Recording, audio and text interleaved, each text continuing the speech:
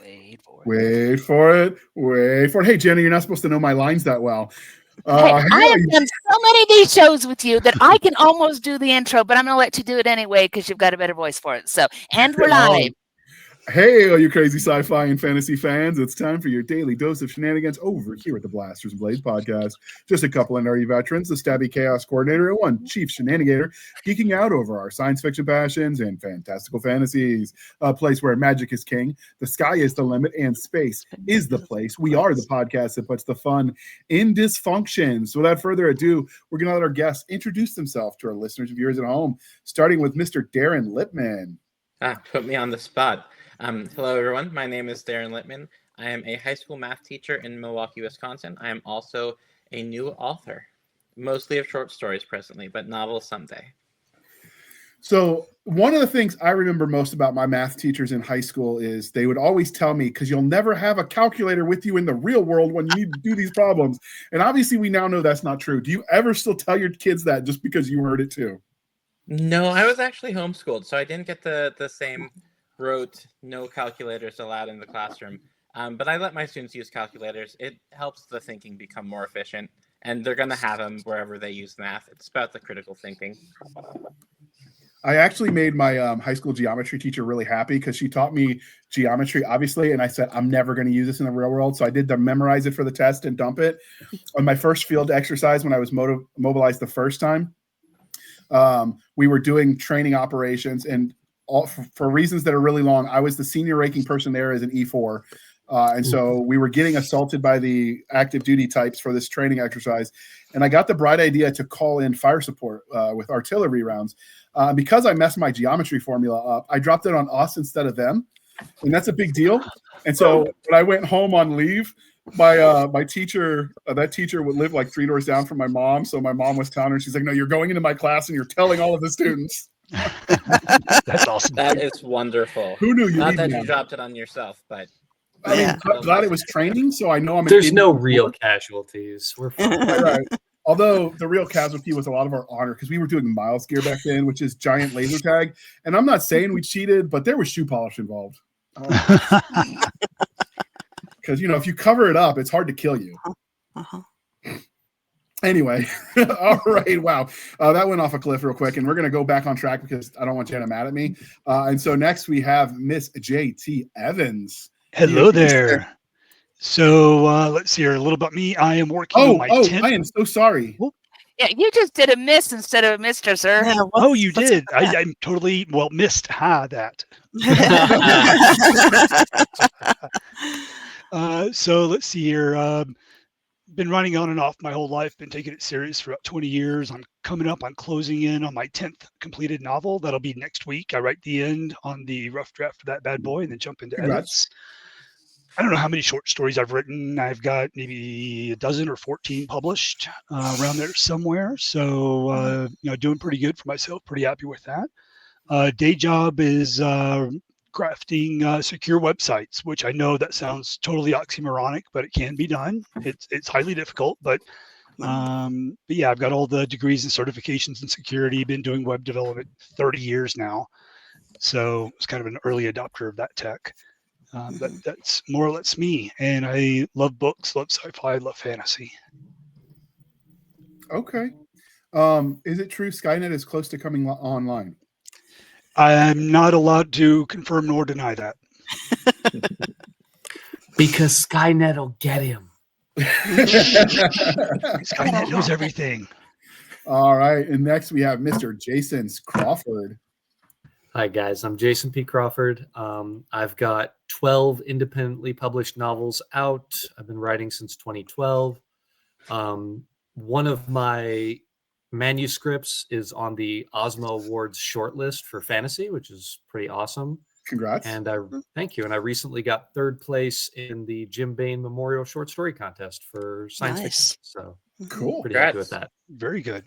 What was the story that you submitted about?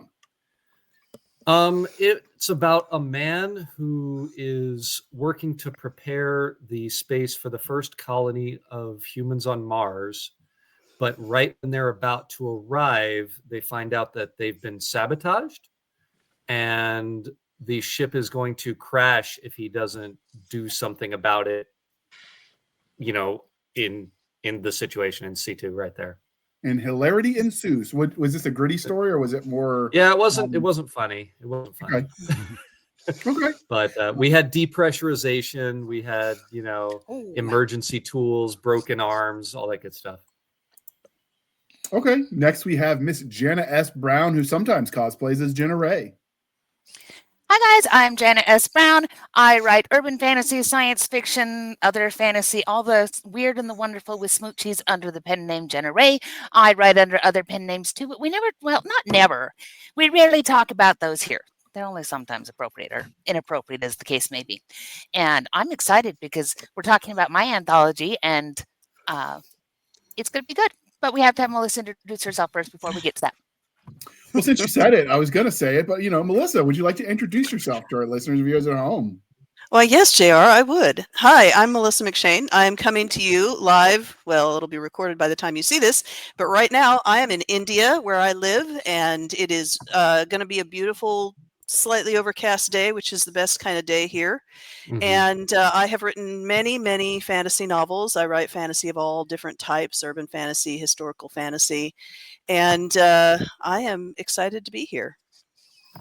All right. And now, before we get started, I would normally tell you how I found them, but that's very easy. It was Jana's fault. So ta-da! Everything's my fault. But before we get started, we do have to do the religion question. So all of you fine people ready for this? Absolutely. Yes. All right. What is your favorite fantasy creature to read about, Darren? Dragons. I've always loved dragons from as far back as I can remember. They're just absolutely the best. Okay. Next we have the one, the only Mr. J.T. Evans. I'm going to go with fairies or the fae in general because they're always nuanced. You can snag them from all over the world. I mean, almost every culture has some sort of fairy type critter going on. And I love the fact that almost universally the mythology goes, they can't lie, but they don't have to tell you the full truth at the same time. And just trying to figure out what their real motives are through their dialogue it's just fun. It's just fun. I love reading about the fae folk and fairies. So then you should pay attention to our Google Doc sign up because in November we will be doing a panel on fae and fae magic. Ooh, very cool. And that sounds like it might be something right up your alley. Next, absolutely. We have Jana S. Brown, Jenna Ray. I like reading about a lot of different fantasy creatures, but my closet favorite, if I had to select a very, very favorite, would be griffins. And I know that's not this anthology, but we do have an anthology coming out about griffins, so I can connect those two together. Griffins are my favorite, but only by just a little bit. It's like asking me which of my kids I love the best, and it depends on who's standing in the room with me at the moment. There you go. It's you, and by a lot. Yes, by a lot. My daughter has it easy because she's the only girl. And so it's like you will always be my favorite daughter for forever and always. You're always the favorite daughter. And with the sons, you have to go, well, you're my favorite oldest son, and you're my favorite youngest son, and now I'm getting grandchildren, and it's like, okay, well, you're my favorite grandson, and you're my favorite granddaughter, and as soon as we get more but of that them, won't last. it's going to get more complex very quickly. But yes. That's right. I'll stick with my griffins. I already know I'm not my mom's favorite. As soon as we moved out, she replaced us with dogs. That's right. Well, the crazy cat lady. She's the crazy dog lady. She's got like 5 of them. Oh, wow. We're little ankle biters, and that makes it worse. Oh, no. Yeah, that does. So, all right, Jason, what about you? Whichever one I'm currently reading. Solid answer. I will accept that.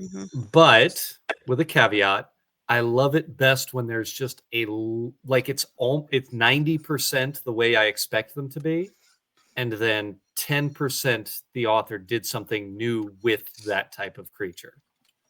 Like if you're going to take dragons, don't reinvent what dragons are, but maybe this is a spirit dragon, or something like that. Just a little tweak to make it their own. Makes me happy. So you like it when they subvert expectations, basically? A little. Like, don't change the whole thing on me. Don't change the whole formula. Just stretch it. Okay. All right. And what about you, Melissa? I have to admit, I prefer reading about monsters than fantasy creatures. But for fantasy creatures, I like dragons because there's so many. It's like what JT said about the Fae. The dragons are all over the world. There's so many different kinds, and I like seeing what authors come up with for dragons. Okay. Yeah, Monsters 100%. can be fun too. Hint, hint, Jana, that could be your next anthology. I'm just gonna throw I've that already out got there. 2 more this year. We'll see what the next one is. I've got a stack of ideas. So Stacks upon stack. I can help you make that list longer if you would like. yeah, we'll get there. All right. And so we've talked about what you like to read about, but what is your favorite fantasy creature to write about? And instead of worrying about the alphabet, we're just gonna go round robin. I'm gonna start with you, Melissa. Well, thanks to Jana, my favorite right now is the Griffin. I wrote a short story for the anthology she'll probably mention, and that turned into a new fantasy series. So that is what I am writing. That's my favorite to write about right now. Very cool. Okay. I dig it. What about you, Jana? Yeah, that's the whole thing about what am I writing about at the moment, because that's my favorite at the moment. So I'm working on a gargoyle story right now. So right now I have big gargoyle love, and I did write my first urban fantasy had a whole lot of gargoyles and chimera and interesting things there, and did a bunch of research as to what the difference was and all that kind of thing. And so I do have a soft place for our hard skinned gargoyles. Okay. I remember the cartoon as a kid. Mhm. Cartoon Yeah, was yeah. awesome. Such a good cartoon. That was good. It was excellent. It's We well don't written. build buildings like that anymore. I'm not saying you'll know if I win the lottery, but just look at the castle that I have and the There'll be griffins and signs. towers. Yeah, there'll be signs. What about you, Darren? Which is your favorite to write about? Jana stole my answer. It's really what I'm working on right now. So I love the novelty of writing something new, of getting to research something that I haven't done before. So I really loved when this call came up to talk about phoenixes and learn about them more. So it's really whatever is currently in front of me that I really love to write about. I love angels, demons, things from folklore, especially from my Jewish background as well.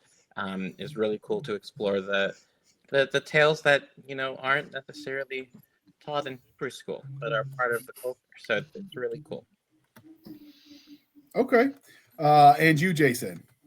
I mean, it's always the current project.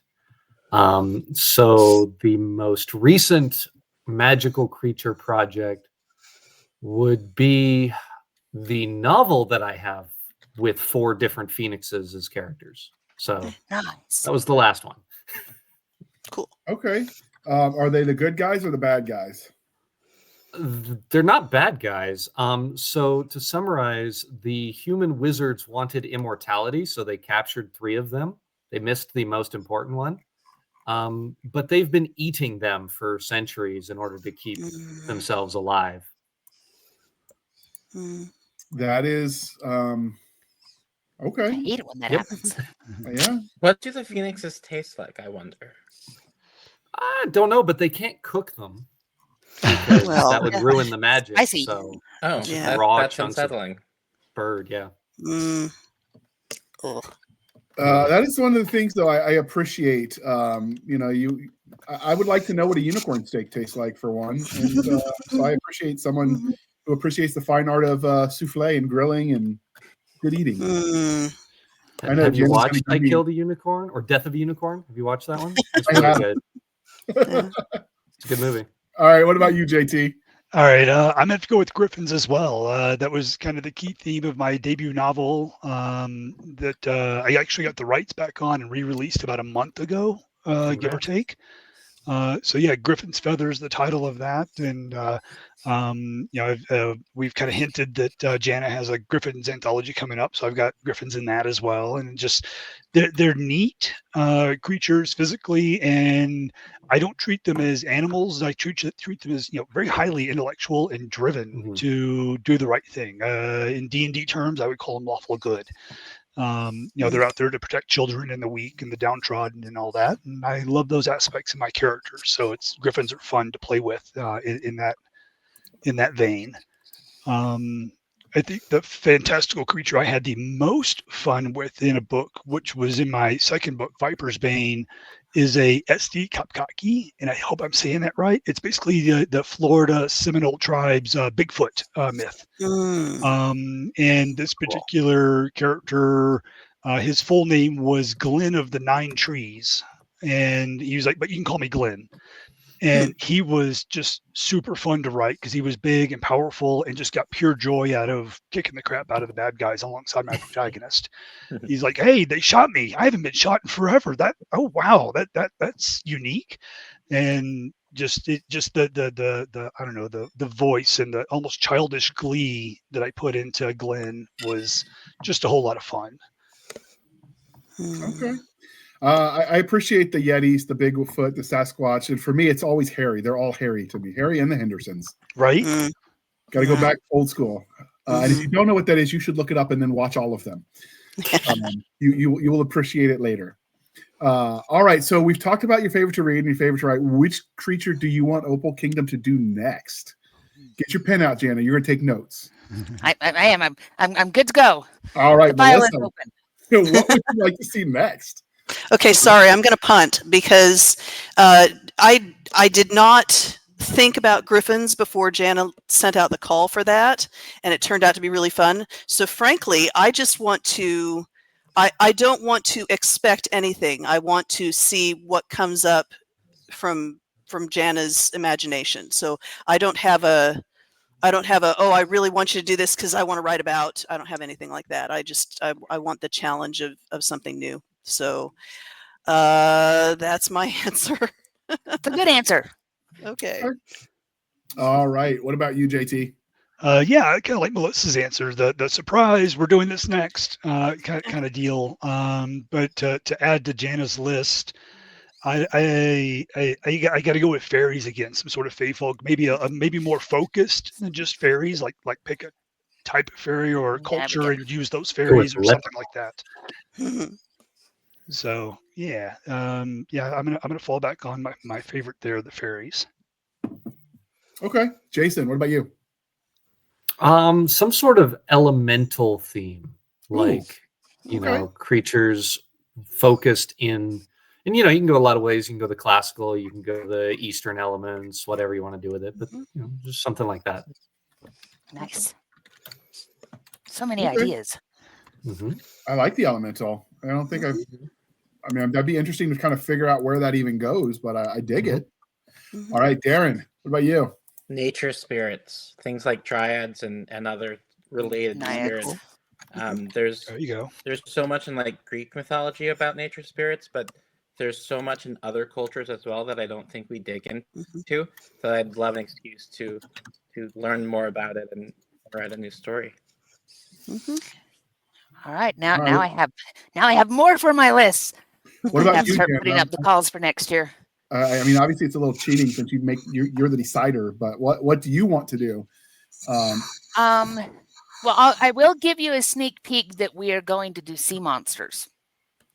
That's probably going to be first part of next year. So I want to see the giant squids and the krakens and the monsters with all the many humps and they could be lake monsters, they can be sea monsters, but along those lines, because I live up here by the Great Salt Lake, and there are an amazing number of stories of what might be in that lake. And given that it's actually a fairly shallow lake, it's an interesting thing to go. Actually, we've been able to sonar all the way down to the bottom. I don't think there's much there, but the stories are great. The stories are fantastic. So I know at some point we're going to do sea monsters. So I will say that having sonared and found nothing only works if you're assuming they're always there. But like we saw in Primeval, sometimes it's portals and time anomalies that open up and creatures come through and then hopefully they go back.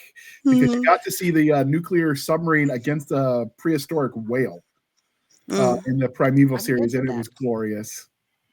And if it's particularly intelligent, wouldn't it just swim outside of the sonar's range until it passes? It might do, but it'd have to be fairly small, just because, again, it's a shallow lake. Okay. So as far as reading about, I like all the fantasy creatures. Writing about, I like most of you. I like the challenge of looking it up, but there's a danger in that because I like to research. It was why I was a history major. And so if I'm not careful, you'll find me 10 years covered in ink in a library somewhere, and I'll tell you all the things about all the things, but I'll not have written a damn word. So I've got to balance the two. Be like the scary professor or something.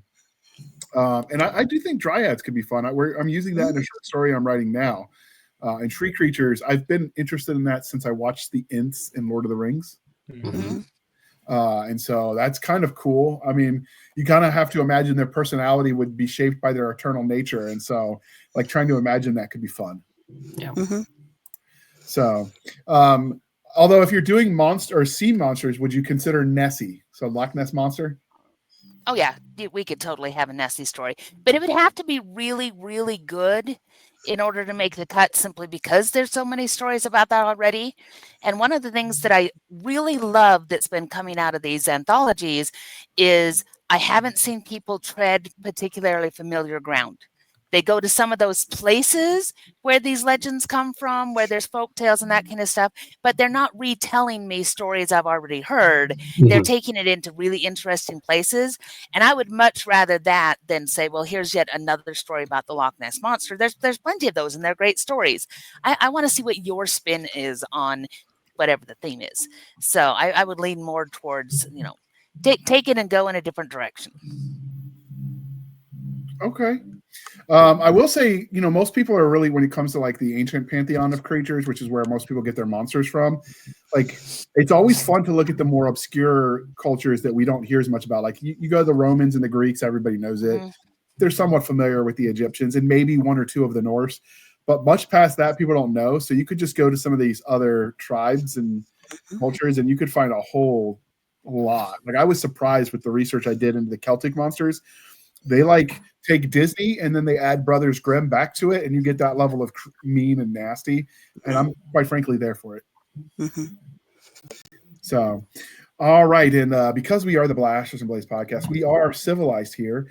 We are no longer Knuckle Dragon Troglodytes. We're going to ask you coffee or tea, and how do you take it? Melissa, you're going to tell me you like Mountain Dew. I feel it. Oh, I do not. Actually, I used to, but it got to be too sweet for me. You know my answer. I love Coca-Cola. I'm living here in India where Big Pepsi has its mitts on everything, but you can get Coke in good places. So Coca-Cola with Under real sugar. bridges. Yeah, it's shady dealings, trading hands. But it's real sugar here, not high fructose corn syrup, and I love that. It's great. I want you to know, Garrett, I did not pay her to say that. One of the fans of the show who sponsors us occasionally is a driver for Coke. He's part of Big Coke conglomerate. That's right. But he doesn't send us free samples, and I'm really disappointed. Oh, that's too bad. Oh, no. All right, what about you, Jana? You're going to tell me you're a Pepsi girl today. I know it. You were a bad man. No, I will always be a fan of very, very icy cold Diet Dr. Pepper, particularly with coconut and lime in it. That is my very, very favorite. However, just to, shake things up. And I do like, so Coffee Brand Coffee is one of our sponsors, and I do love their cocoa, in particular their cocoa with the itty bitty marshmallows in it, but it's still too ding dang hot for drinking that here. So I'm looking forward to the day when I will go back to drinking that. But there is a new little teeny tiny soda place, and now I've forgotten the name of them, but they are in our local store, and they have this array of fascinating sodas. They have huckleberry, and they have real sarsaparilla, and they have peaches and cream, and we tried their blueberry, and it was really, really good. Good enough that we are going to try some of the other things. So there you go. I can be convinced to sometimes go outside of my Dr. Pepper haven and drink a little bit of blueberry soda. That is I don't know how I feel about blueberry and Coke together. I guess I'd have to try it and go for it. Yeah, don't judge it. It doesn't have Coke in it. It's just blueberry soda. It tastes like blueberries and fizzy. Okay. But do the schnozberries taste like schnozberries? Well, of course. Okay. Have you ever heard of a schnozberry? A schnozberry. What about you, Darren? Coffee. Every morning I make a cup of pour over. I cream it up with one single cup of like French vanilla and a dash of some vanilla syrup, and that is my coffee for the day. Okay, that sounds good. I'm there for it. Jason. Black tea with sucralose. And if I'm at Denny's, they'll just keep refilling it. So I'm just like writing and just chugging it down. Now, this is the most important question we're going to ask you all night, Jason. Are you ready? Yeah. Do you stick your pinky up when you drink it? That really depends on the kind of cup I'm using, honestly. It definitely happens occasionally, but I don't control that, so I'm not held responsible for it. Okay. That was the funniest part when I was deployed overseas and we were working with the Brits, and they were literally, it was 140 degrees and they stopped at noon to have their tea and biscuits. That's what they call it. And they did the pinkies out. They had proper cups. We were working with one of their tank units, and they actually have a tea maker built into the tank units. Mm-hmm. That's awesome. So they stopped on this patrol at noon to have tea and biscuits. Those are the things that separate the man from the animal. And they did pinky out, which is kind of you expect that to be like a prim and proper thing, and you see these burly dudes covered in sweat and dirt and grime and war paint and whatnot, and they're like doing it. It was the contrast was just blew my mind. Mm-hmm. So, what about you, JT? So during the day, it's it used to be Mountain Dew, but about a year ago, I came down diabetic. Yay, deadly genetics, boo. So it's Diet Mountain Dew now. But I still get my caffeine fix during the day. But on Friday nights, I go to my local game store, play a few hours of Magic the Gathering, and on the way home, I stop at an all-night diner and get their endless pot of coffee, just black coffee, nothing added, and a big old pile of French fries. And I work my writing, my novels, my short stories, my whatever project of the day in this all-night diner. And I typically write from about 10 until about 2, because that's when the bar rush hits. And I'm like, hey, you don't want my laptop around a bunch of drunk people. So I'm out. That is a generally good advice. Keep your electronics away from drunk people. Yes. Including yourself, if you're the drunk people. Okay. So, Jana, now that we got the introduction out of the way, we're going to start talking about the anthology that brought us here. So I'm going to throw the cover up on the screen. Can you tell us where the concept that you created, why you decided to pick Phoenix is? Oh, it was just a fun one to start with. So the whole thing is that I have been self-publishing for a very, very long time, and I've worked with a lot of other small presses and small publishers. I've been a copy editor. I've been an acquisitions editor. I've read Slush. I've done all these things. Reading Slush was one of the very, very first publishing jobs that I did back last century when Moses was a baby and I was a lot younger than I am now. And so I've always loved anthologies and putting together short fiction, but I'd never actually done one myself where I was in charge of the whole thing from beginning to end. And Lynn Worthen, who is from Camden Park Press, and I'd done some with her, kept poking me and saying, you should do one, you should do one, she's doing, they're fun, they're fun, they're fun. It's like, all right, fine. I will do this. So I needed a good theme, and I do love magical creatures. I write a lot of urban fantasy. I write a lot of fantasy where there's creatures in it. And you look around, and there's ones that we always do. So like we talk about dragons being the favorite, and everybody does a dragon anthology. And I'm like, I don't want to do a dragon anthology yet. It will probably be the very last one that I do in this series will be the dragon one, because that's the expected one. So I wanted to go with what are ones that are still really, really cool, but a little bit less expected. And the Phoenix is a favorite of mine. I've read a lot of different stories and folklore around it. And some of my very favorite stuff for the Phoenix goes back to the child of the 1970s and 80s that I was, and watching Battle of the Planets, which was also called Gatchaman, very, very early in the morning, and their spaceship turned into this fiery phoenix, and it's how they always defeated the bad guys, because there's formulaic to those kind of anime that they do this, that, and the other, then they all come together, and then Voltron uses the sword, and for them they use the fiery phoenix, and it would shriek, and all these cool things would happen. And so the Phoenix was awesome. And then I found this art, because I did the cover on this, and I found this art, and I went, that's a sign that this is what we need to do. And I put together my call, and that's where it started. So that's why Phoenix is, and that's why it's the first one. Okay. So can you read us the ad copy so people know what the anthology for this particular anthology is? If you have that, I absolutely can. I can always make it handy. Here we go. All right. Abami. From the ashes, something new rises, fierce, strange, and unforgettable. In this anthology of speculative fiction, the Phoenix takes flight in forms you've never imagined. Protectors, objects of mass destruction, sentient stars, and lives forged in fire. Across fantasy, science fiction, and the surreal, these original stories, explore what it means to end, to begin again, and to choose transformation. Featuring award-winning authors and bold new voices, Ashes and Embers offers a soaring journey through destruction and hope, memory and magic. Come to the flames, rise from the ashes. I'm Okay. particularly happy with that copy. It came together really nicely. So I liked it. So for everybody, obviously Melissa, you're friends with her in real life, in Meat Space, and so it doesn't surprise me that you did her open call. But for the rest of you, how did you find the open call, and what made you decide that you had a story you wanted to send in? You called her on the phone? That works. No. So she's also part of the Superstars Writing Seminar group, and posted the call in their submissions call Discord channel. And so I was like, oh, let's go. You know, I tried calling her on the phone, and she's always like, JR, do you know what time it is? You know, the man's got no propriety. All right. What about you, Darren? Were you also in the Superstars group? Is that how you found her? I'm 95% sure that is how, but my memory is they could use some rebirth at times. But I'm pretty sure it was through the Superstars group that I found it. Is that the same for you, JT, or do you find her some other way, organically, maybe on a Google search? I don't know. A little more directly, actually. Jana was leaving this year's Superstars conference back in February. Snagged me as she was leaving. She was like, hey, I'm doing a Griffin anthology, which I know is not this one, but she's like, hey, you wrote Griffin's Feather, loved it, loved Xerxes, who's the Griffin in the novel. She's like, you're going to write me a Griffin story for my Griffin anthology. I was like, cool, done. Yeah, let's do that.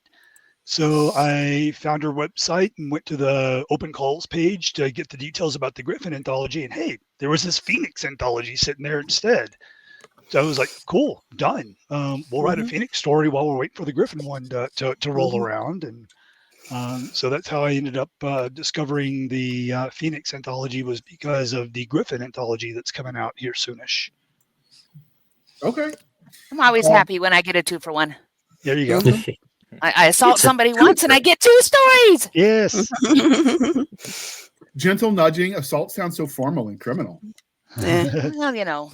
It borderlined on verbal assault. It wasn't a, would you please send me a Griffin story? It was very much a, you're sending me a Griffin story. And I was like, yes, ma'am. You got it. I read your book. I know you're capable. I demand a story. I think this works out. I think more of us want people to demand stories of us, to be perfectly honest. Yeah. I was not offended. I was humbled. Any implied threat was simply in his mind. It was definitely not stated in any sort of legally enforceable sense. Right. Exactly. Then again, Jason's a my good new lawyer. deadline is like a good threat.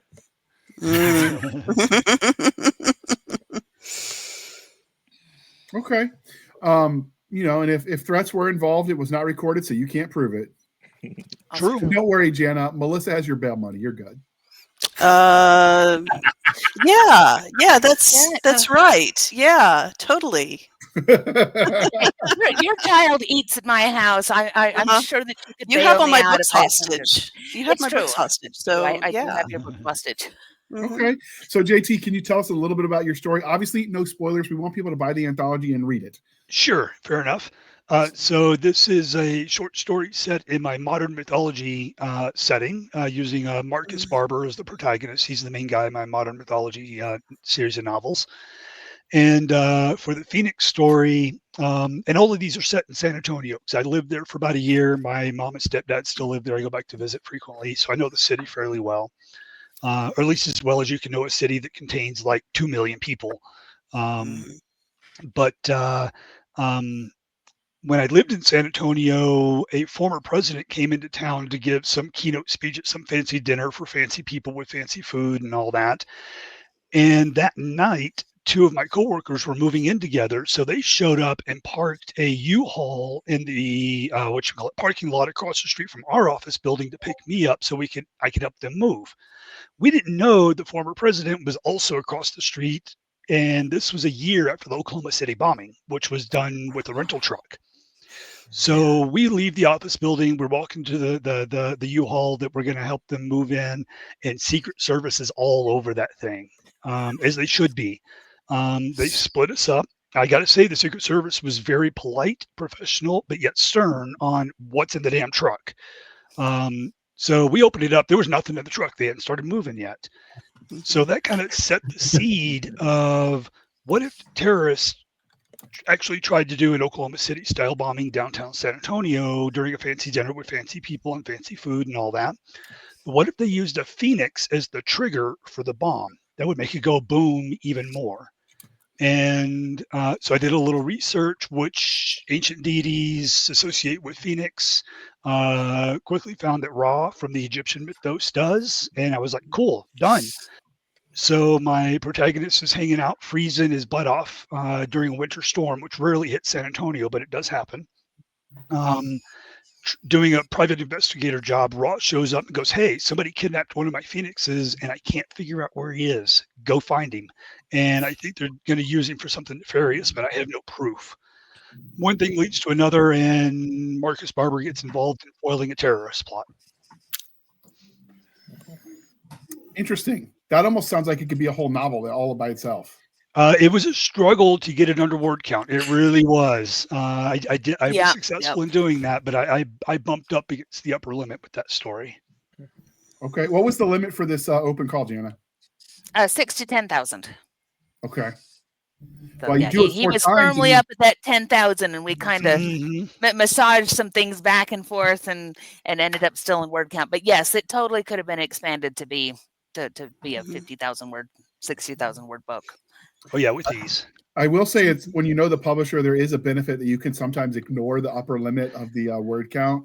I try not to get permission. Yeah, I try not to without explicit permission ahead of time. But yeah, I'll hit the guidelines and the deadlines and all that. I'm a pro.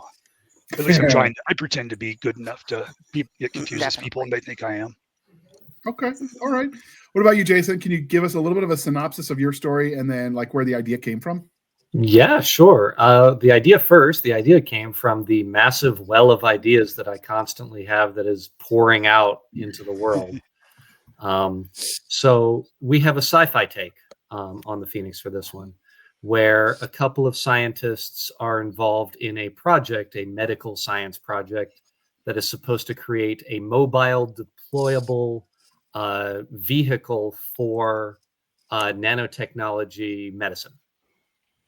And this is the Phoenix Project. It's supposed to be able to go anywhere and save people where traditional medical personnel couldn't get to. You know, it carries everything that it needs with it. It manufactures drugs on site, all this kind of stuff. And they find out that there's more to the project than they thought. And things ensue. Okay. All right, Darren, you know what's coming. So where did your idea come from? And then can you give us a synopsis for what people can expect? Absolutely. So my very first short story that was accepted for publication was a haunted Hanukkah story with introducing a character named Mordecai Weiss, who's become a monster hunter. And his origin story is not where that story began. But his origin story began with an Ifrit, which is a fire-type spirit. And so when I saw the call for a Phoenix, I'm like, Phoenix, fire spirit, they mesh really well together. And so I did a lot of digging into Jewish folklore to find, like, surely there's phoenixes in Jewish folklore, but there actually isn't. So it's really fun to explore what a phoenix would be in the context of Jewish storytelling. And so the story takes place shortly after the inciting incident where the Ifrit has killed one of his students. And so he's kind of working through grief, but there's a lot of complications and definitely a few demons and spirits that come through. So I won't say much more than that, but it really focuses on finding rebirth and renewal. But the only Jewish folklore creature I know is the golem, but that's just because the idea of a monster you can build like that is kind of cool. Yes. So, that could be another anthology. Or would a golem be a golems?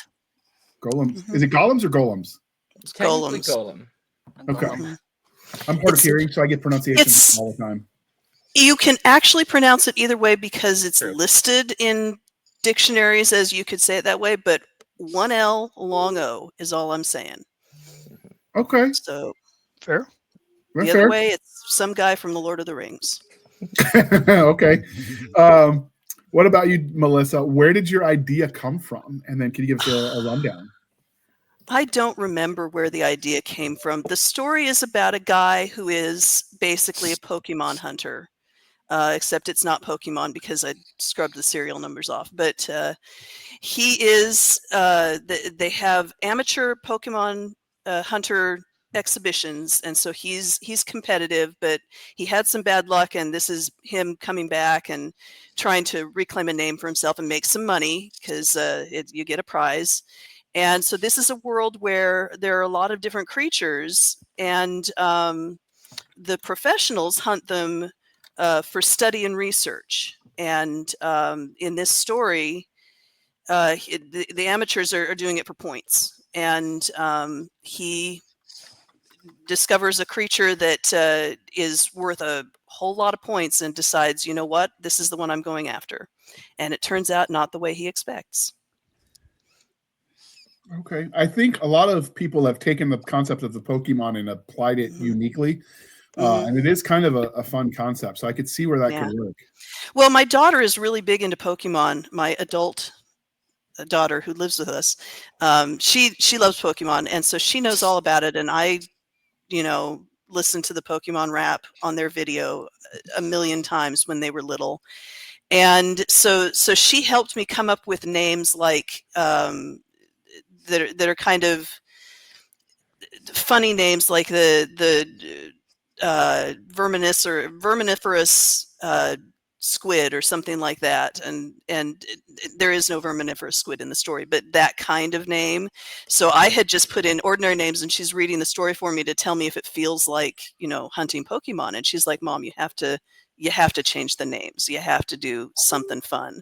And so she helped me come up with the names for all the different creatures that they go after. And I had fun writing it. It was, like I said, I don't remember why that's the idea that I settled on when Jana told me about the call. And no idea, but it was a fun story to write. Okay. What about you, Melissa? Or excuse me, Melissa. Jana, first tell us about your story. Did you write it as Jana or Jenna Wright? I wrote under Jenna Ray. I Okay. do like having a story of my own in my anthologies. That's, if you're out there and you ever think, I want to create an anthology, or I really wish I could read an anthology about this, write your own story first, and then you can build an anthology around it. So mine, I have a fascination with healing and healing magic. That if magic suddenly became a thing tomorrow, that's what I want. And I doubled down on that since becoming a mom, because the number of times that I've held a feverish child and wished that I could just magic it away is so extreme. And in a lot of stories, phoenixes are connected with healing magic. I mean, you even see that in something like Harry Potter, where they talk about the tears of the phoenix. The ashes are supposed to have healing properties. There's all these kinds of things. So I decided that I wanted to write a story about a healer, and she is a potion master kind of person. She puts together potions and poultices and all this kind of stuff. And her sister gets really, really sick. And everything that she's done can't fix this problem. And she's really sure that her sister is going to die. And there's an old book that she's been going through looking for potions. And it has a suggestion that to remove a fever, if you can get phoenix ash, you can make this potion. And that's her last hope for saving her sister. But it means going clear off the beaten path, off into the forest where you're not supposed to go because bad things live there and will probably eat your face off.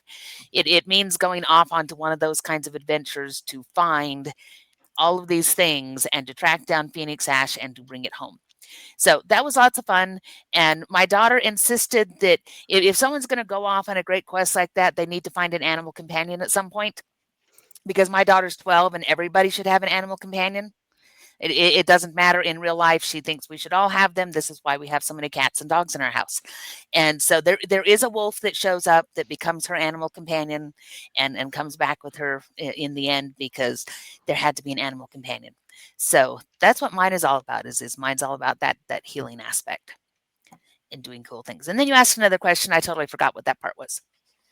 Where the idea came from, and then tell us a little bit about your story. I just did that. Yep, you did them both together. So, ta-da! See, I'm efficient like that. I'm very good at bringing things together.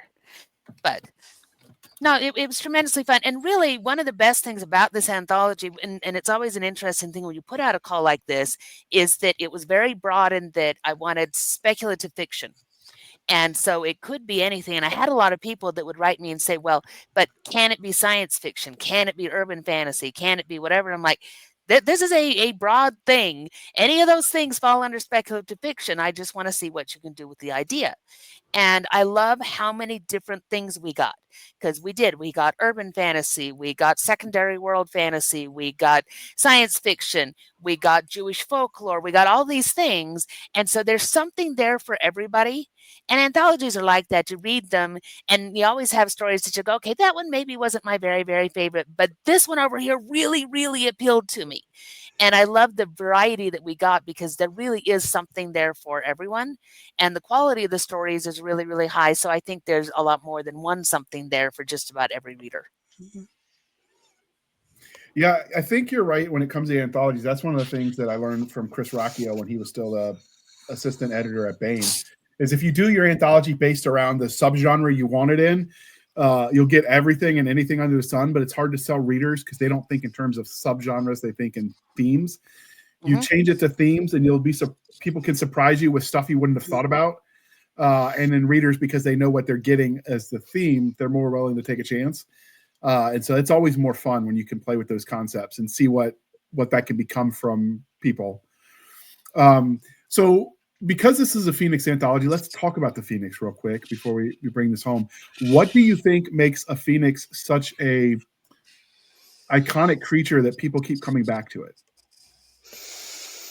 I think, for me, the reason that I keep coming back to it is I think it is a very powerful animal. I think that as a magical creature, handling fire is right up there. That's one of the big elemental.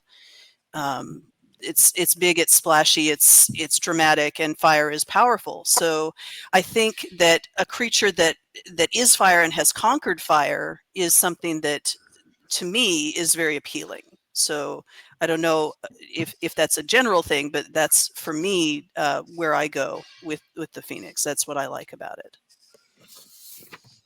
I would agree with that, especially thinking of the rebirth component.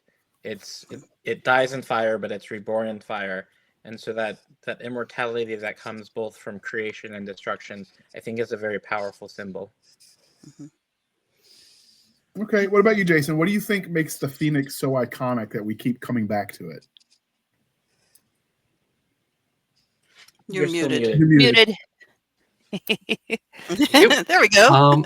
I'd have to say that the iconic nature of the Phoenix comes from the fact that it can't be quenched. You can't stop it from coming back. You can't contain that essential nature of the creature. That's what it's going to do. It's always going to do that. And you can spin that in stories in 8 million different ways as to why that's important to your story. But it's something that I think a lot of people wish they could be certain that they were, that they would not give up, they would not be quenched no matter what. Okay.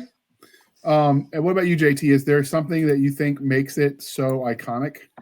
Yeah, for me, it's the rebirth, the life after death. I've legit almost died 4 times: drowning, car crash, ruptured appendix, and ruptured gallbladder. And I have rebirth out of all of those. Each one of those events changed me as who I was, some more extreme than others. And just the fact that the Phoenix can die in ashes and then rebirth out of the flames speaks to me pretty deeply, because I've been there and done that 4 times, not literally in flames, but metaphorically. So It's just, having 4 near-death experiences, you kind of wonder what's number 5 going to be, and will I make it through it like a phoenix will? Mhm. And hopefully you got more lives than the cat, because you're You're running through them. Yeah. So, okay. Do we know actually the origin of the concept of a phoenix? Is it tied to any one culture? Or is this like the dragon where it's all over the place? Oh, I didn't look it up. I'm I sure did. there's one. Yeah, it's Yeah. pretty much Egypt all over had the one. place. The rebirth Yeah. myth is universal. Yeah. Phoenix specifically, it's There's a pretty variation. much Mesopotamian area Mhm. in its origins, and of course, like any myth, it spreads from there as people Mhm. spread Yeah. and take their stories with them. So Mhm. Yeah, and a lot that both Greek and Egypt have really early ones. The Bennu bird, I think, is the way you say it. Bennu bird, Mhm. and it looks like a heron when it's in the hieroglyphics and some of that kind of thing, and Mhm. that's possibly the earliest form of it. But there was Herodotus. I always say that wrong. Greek Herodotus. historians, Herodotus. Thank you. I knew Mhm. you'd know how to say it. Described a bird that was like that. So Mhm. whether or not they actually called it that, it was through there. So the Greeks picked it up, the Romans picked it up, and then it kind of spreads around. There are some Oriental myths and legends that have this kind of thing. So that is another one of the interesting things with a lot of these creatures that we're putting in the different anthologies is you start digging into them. And like I say, dragons, you find bits that are like dragons all over. You find legends that are like phoenixes all over. And to say which was the first one and then who spread it on what trade road, on what storytelling, sometimes that's easier to say and sometimes harder.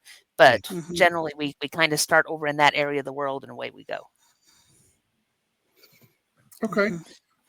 So obviously, Jana, you had a very specific mandate when you do this. You wanted the creature to be awe-inspiring and not the bad guy monster that was trying to kill everybody, which is my preferred writing style. So why did you choose to go for that angle of the awe and wonder when you picked the theme for these collections you're doing? I actually would have allowed for an evil phoenix, but I didn't want it to just be a throwaway monster of the week. I don't want that with any of these where it's just yes and it pops up and the people kill it and now it's all done. There needs to be a sense there that these are extraordinary, fantastic beasts that these stories have been around for as long as they have, that we know about them and that kind of thing. I never want them to feel like just a throwaway monster. And so that's why I wanted the awe, I wanted the inspiration. I would have considered a Phoenix story where they were the bad guy, but I didn't get any of that. And I think that's because a lot of the stories with the Phoenix do lean towards life magic. They do lean towards things where they tend to be more on the protagonist side of things. But I want that sense of wonder. And that's what I'm always looking for in an anthology is I want the sense of wonder and I want the creature to matter. It has to be more than just, yes, and we saw it float across the sky and there was a phoenix there, but that's not really what the story is about. It Mhm. needs to matter to the story. So you don't want to feel like somebody wrote a story where they could have swapped out any creature and it still would have worked. You didn't want that kind of Yes. stuff. Or that it isn't true. So like Jason said earlier, it needs to be true to the myths, but then with their own special twist on it. So everybody dealt with the themes of rebirth and what that meant. There was generally some kind of fire or fire adjacent things that go on, whether it's medical, where it could fly and it could release nanobots over a population that needed it. And it's like, how cool would that be to have this thing flying through the sky with the fire coming out and the little nanites going in and fixing people's problems? That's a beautiful story. And this is every story I read, it was what did they take from that and how did that, how did that really inspire the story? And the Phoenix was so central to every single one of these stories that yes, it might have been the story about Mordecai, it might have been the story about some of these main characters who will go on and I hope feature in many, many other stories. But the Phoenix was always central and important to the story. It couldn't have worked if you had just dropped it out and said, we're going to put in something else. Okay. Were there any unique twists that you were surprised by? And Melissa, since you're, or excuse me, Melissa, Jana, since you read all the stories and not everyone is here, were there any twists that surprised you? Oh gosh, that would be telling.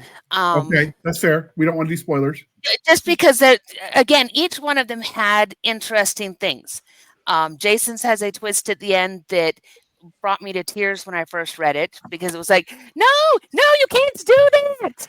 And I'm reading, going, and I'm supposed to be kind of looking for edits and looking for other things, and it was like, no, I have to know what happens here, because if this doesn't turn out right, I'm going to have to reach through the screen and punch him in the face, because he had built it up in such a way that I needed that resolution. And I think that was one of the great things, is that everybody gave me that sense of, I have to know what happens here. And when I'm reading, that Jewish feel to it, and it's got such a sense of history behind it, and a completely different kind of mythology. I did not expect Jewish phoenixes. That was not on my card when I was going through to say, these are the stories that I'm going to see. It was like, no, that, and it's like, this is a Jewish story. We're going to do Jewish phoenixes. Okay, I'm signed up there. With Melissa's story, my daughter also loves Pokemon. So I read it, and then I called my kid in from the other room and didn't tell her that it was Melissa's story, and said, read this and tell me whether I should put it in my anthology or not. And she Great. giggled like an absolute maniac. And she's like, these names are great, and I love these guys, and all of these kinds of things. And then with JT's, I knew that I was getting back into Marcus, who had Red and Griffin Feathers, and that there was this whole thing coming together for this series that he wanted to write. And that was another one that later my daughter read, and she thought he was so funny. She's like, he is just the funniest man. She didn't understand entirely what a Roman centurion was, so this also sent us on a historical thing. So she and I got to go and research Roman centurions, and Very cool. and how that would all work. And I could do this with every single story that's in the anthology, to be able to say, this is a thing about it that stuck out to me, and that I read it and I went, yes, I have to have this, and yes, I have to have this. And I really, it was hard to make final cuts, because I got so much that was so good, and that were ones that I'm like, yes, I must read this. And then my mother ended up having a really severe neurological crash, and she was not able to get up out of her bed, and was having all these problems. And we took this book, and my daughter and I read all these Phoenix stories to her over and over again while her mind was coming back. And she would talk to us about these stories and about the things that she loved. And the doctor would say, this is exactly what she needs, is she needs these stories that they're hopeful, and they make her think, and they help her mind to come back from where it had gone. And so, I loved that here was this beautiful chance to take these stories about rebirth and about coming back together. And as my mother is recovering from, could not even get out of a wheelchair to go to the restroom on her own, and is refiguring out who she is, we read her stories about rebirth. And that's what part of what the authors gave to me was a book from my mom. So I'm terribly grateful for it, and I hope that the readers love it as much as we do. The reviews that have come in thus far have been very complimentary, so go you guys. Okay. As any closing thoughts about this anthology before we wrap this puppy up? Because again, no spoilers, which limits on short stories how much detail you can give. Well, I did the proofreading, so I read all of them.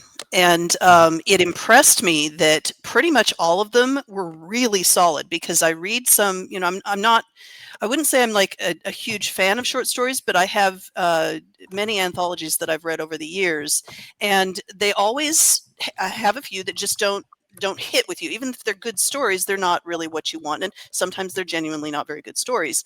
But in this case, everything was really good, and I was enjoying every single one of them. I do not put the names to the stories, so for pretty much all of our fellow guests, they're telling us about the stories. I'm going, oh yeah, that's the one.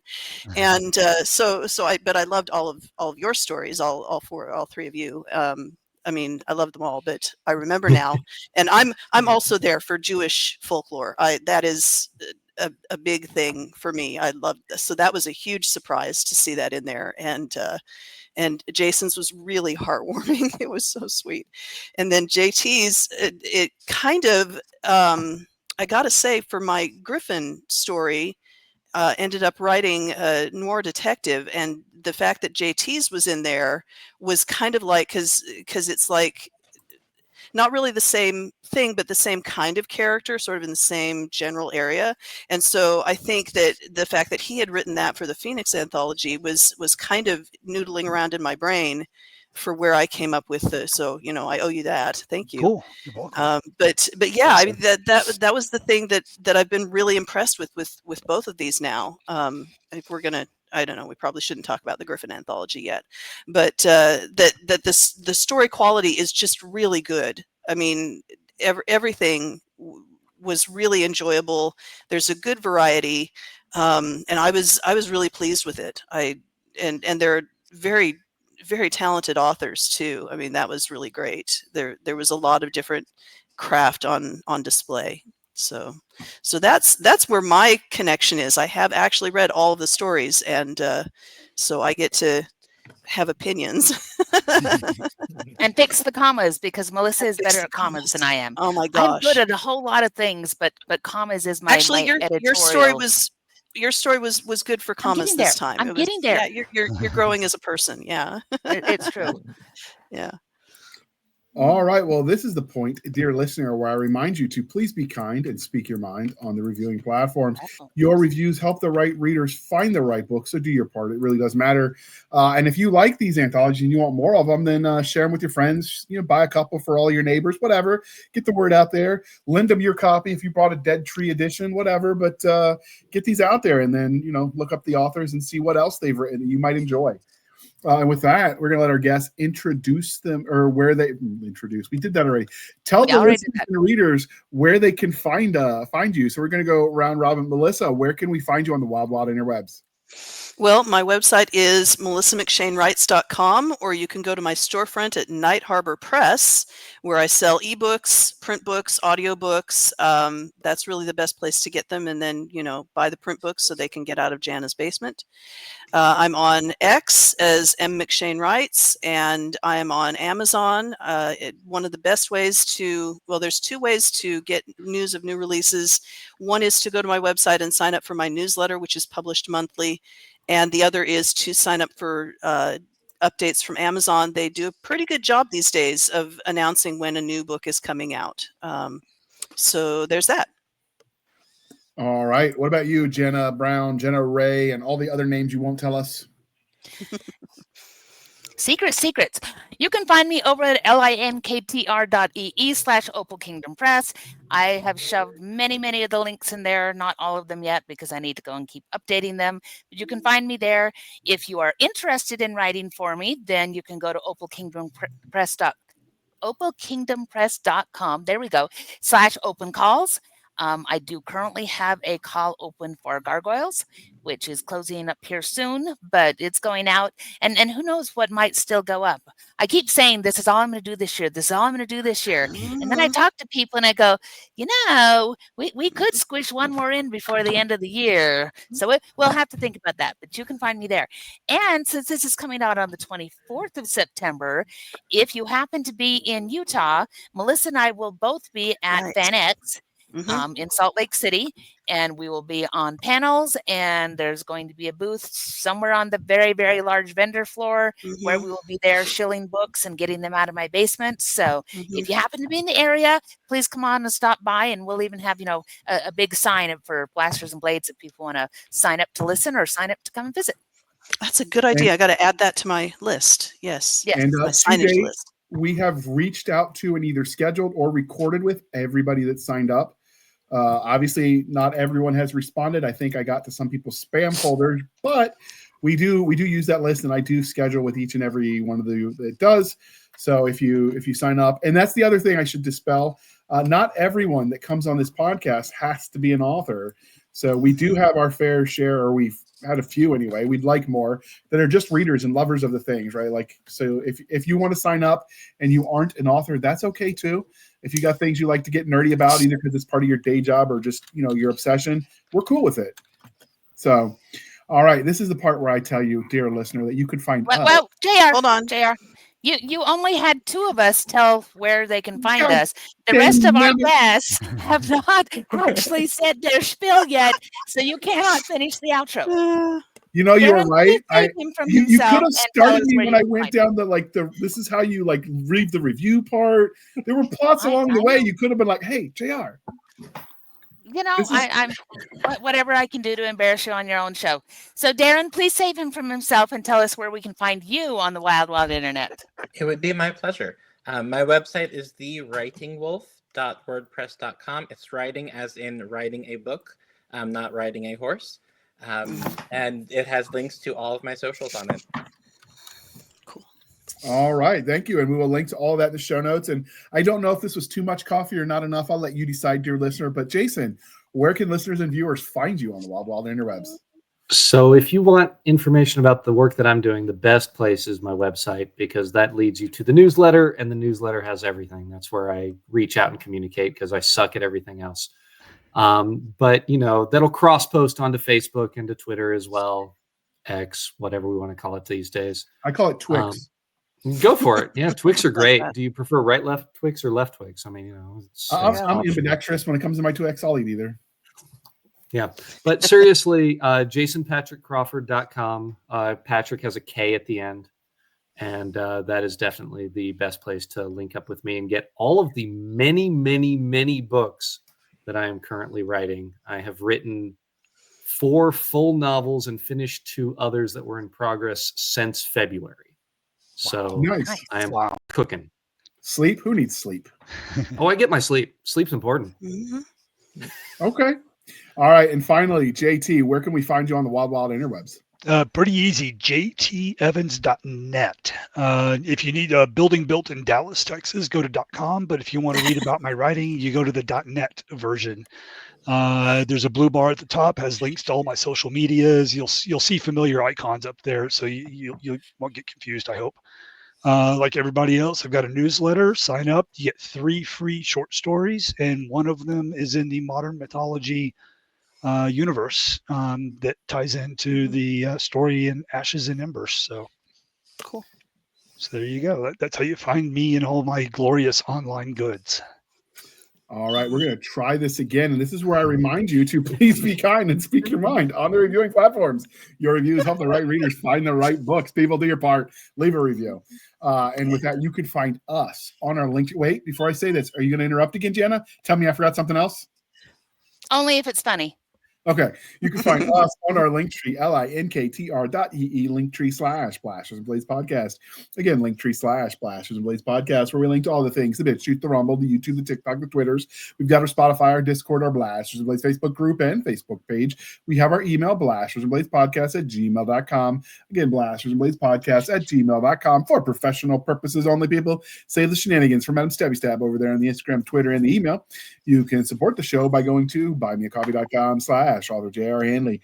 Again, buymeacoffee.com/author J.R. Handley. Be sure to put in the comment section that is for the podcast, and I promise I will keep my co-hosts duly caffeinated. They will drink that coffee brand coffee until it pours out of their sweat glands and we float away on a canoe in a river of coffee. Except for Jana, her river will be hot chocolate. That's right. All right. Willy Wonka Marshmallows. would approve of hers more than mine, but I'll take it. And if you want some of that coffee brand coffee, link is in the show notes. Podcast Grunts is the discount code. You get 10% off. We get a little bit of a kickback. And with that, we would like to thank you for spending some of your precious time with us. For my crazy co-host, I am J.R. Handley, and this was the Blasters and Blades Podcast. We'll be back next week at the same time, where we'll indulge our love of nerd culture, cheesy jokes, and all things that go boom. Wow, I couldn't have messed that one up more if I tried. That was a lot. You absolutely could. Clearly. Thank you all for coming on. This was a lot of Always. fun, and we'll have to have you all back. This was enjoyable. And with that, I'm going to hit the end button. Don't cuss yet, Melissa. Dang it.